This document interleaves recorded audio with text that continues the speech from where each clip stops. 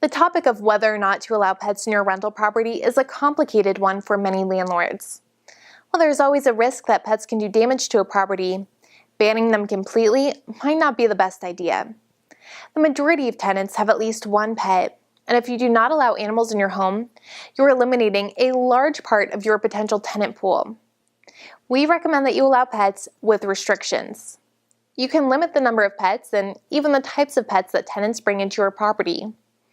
You can say only one dog will be allowed, or one dog and one cat. You can require that the animals be less than 50 pounds, or at least 5 years old. You can be willing to allow dogs and cats, but say no to exotic animals like birds and reptiles. If you do allow dogs, check with your insurance company before you permit any dangerous or protective breeds, because sometimes they won't cover that liability. There are several different ways you can collect a pet fee or a pet deposit. With the deposit, you'll need to give the money back to the tenant at the end of the lease term when you have confirmed that the pet did not do any damage to your home.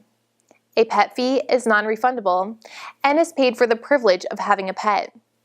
Some landlords also charge pet rent, which can be between $20 and $50 per month. The Americans with Disabilities Act protects individuals who need animals for physical or emotional reasons. You cannot prohibit tenants with disabilities from bringing their service dog or support animal into the property, and you cannot treat that animal like a pet. That means you cannot collect a deposit, a fee, or any pet rent. This is considered a reasonable accommodation that you're required by law to make when your tenant or potential tenant has a disability. Be very careful with this. You don't want to violate the laws of a tenant with a disability by treating their service dog or support animal like a pet. If you have any questions about pets or service animals, please contact us at 3G Properties.